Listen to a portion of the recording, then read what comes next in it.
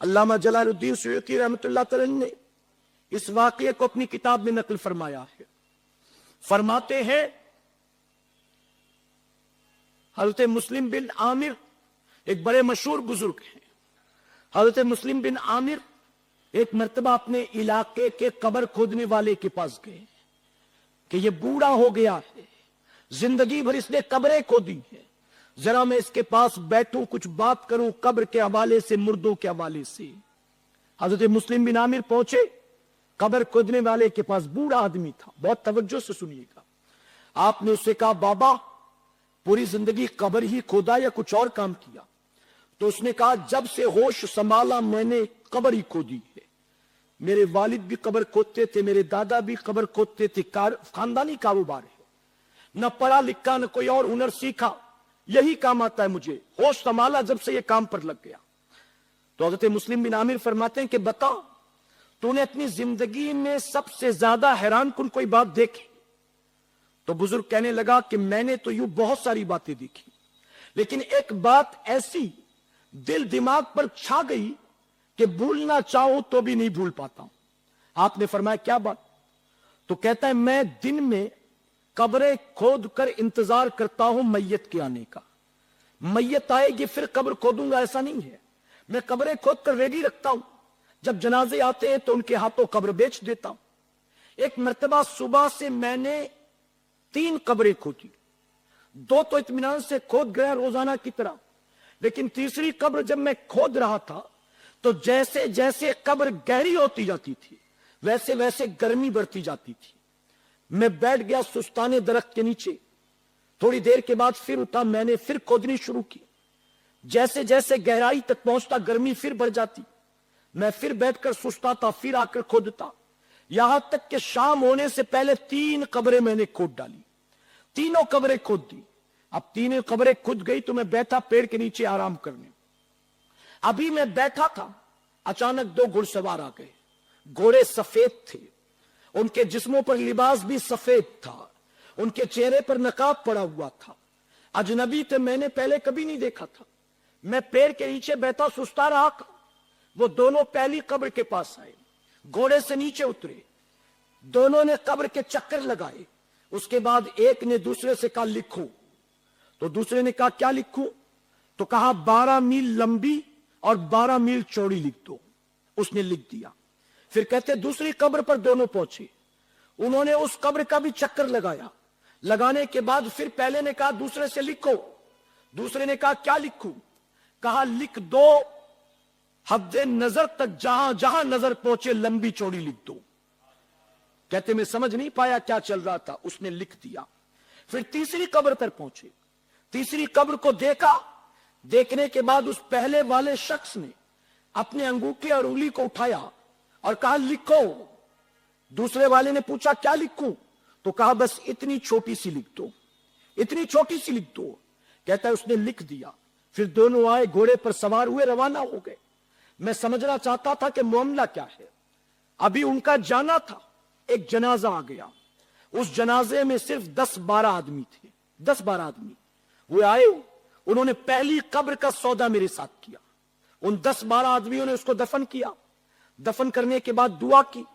मैंने बढ़कर पूछा कि ये किसका जनाजा था जिसके साथ बस तुम लोग हो, अलावा इसके कोई नहीं? तो लोगों ने जवाब दिया कि हम फला गांव के रहने वाले हैं, ये हमारे गांव के सबसे गरीब आदमी का जनाजा था। ये अगरचे बहुत गरीब था, लेकिन था बड़ा दीनदार, नमाजी था, कभी किसी से झगड़े नहीं किए, कभी किसी को गाली नहीं दी। ये गरीब था लेकिन कुरान और सुन्नत का पाबंद था। ये इतना गरीब था कि इसके पास अपने कफन का भी पैसा नहीं था, वो भी हमने आपस में चंदा करके इसको कफन दिया। हज़रत बुजुर्ग ने कहा, जब मैंने ये सुना तो मैंने वो कब्र खोदने का पैसा निकाल कर उनके हाथ में रख दिया। कहा, अगर इतना गरीब था तो मैं इसकी कब्र खोदने का कोई पैसा नहीं लेता। मैंने लौटा दिया। वो चले गए। मुझे समझ में आ गया कि राज क्या है। इसकी कब्र को 12 मील लंबी चौड़ी इसीलिए किया गया क्योंकि ये दीनदार आदमी था। कहते अब इंतजार था, जुस्तजू थी कि दूसरा जनाजा किसका आएगा। नजर पड़ी कब्रिस्तान के दरवाजे पर, दूसरा जनाजा भी आ गया। हैरान था देख करके इस जनाजे में 4 आदमी थे, 5वां कोई नहीं था। 5वां कोई नहीं। उन लोगों ने आकर मुझसे दूसरी कब्र का सौदा किया, मैंने पैसे लेकर कब्र तो उनको दे दी, लेकिन मैंने उनसे पूछा कि यह है कौन? मैंने आज तक कोई ऐसा जनाजा नहीं देखा जिसमें 4 के अलावा 5वां कोई ना हो, ये कौन है? तो चारों कहने लगे कि हमें भी पता नहीं कि ये कौन है, ये मुसाफिर है, पता नहीं किस शहर किस मुल्क से आया है, हमने इसको अपनी सवारी पर मरा पाया तो हमने इसके कफन दफन का इंतजाम अपनी तरफ से किया है, कौन है हम नहीं जानते। तो कहते जब पता चला कि मुसाफिर है तो मैंने उसके पैसे भी लौटा दिए कि जो बेयारो मददगार मरा उस मुसाफिर की कब्र को अल्लाह ने लंबा चौड़ा कर दिया है। इसका अपना कोई नहीं था जो जनाजा उठाता, इसका अपना कोई नहीं था जो इसकी मैयत के साथ चलता, जो आंसू के चंद कतरे बहाता, इसलिए अल्लाह ने इसकी कब्र को हद्दे नजर तक कुशादा फरमा दिया।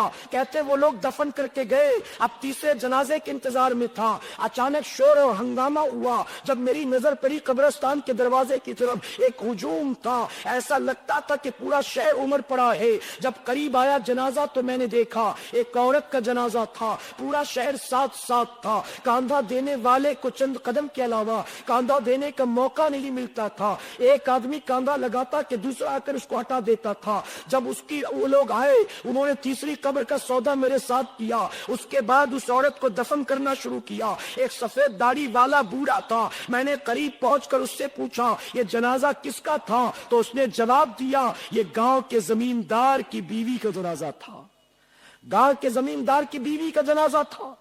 कहते मैंने पूछा कि उसके अमल कैसी थी, तो कहा बहुत ब्रॉड माइंडेड थी, ओपन माइंडेड थी, फैशनेबल थी, बहुत खूबसूरत थी, हमेशा बन संवर कर रहती थी, जिस्म जेवर से लदा रहता था, एक जोरा जब 2 बार पहन लेती तीसरी बार नहीं पहनती थी।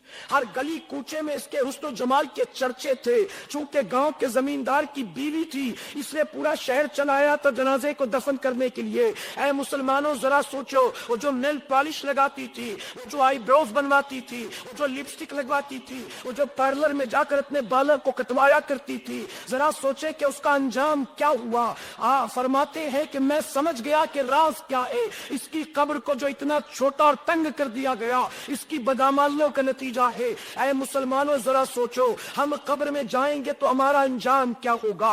व्हाट्सएप चलाने वाले होश के नाखून लो, फेसबुक पर लड़कियों से दोस्तियां करने वाले होश के नाखून ले, यूट्यूब पर गंदे गंदे वीडियो ढूंढने वालों होश के नाखून लो। जिंदगी बहुत मुख्तसर है, जब मौत का फरिश्ता सिरहाने आकर खड़ा होगा तो पूरी दुनिया मिलकर भी हमें मौत के फरिश्ते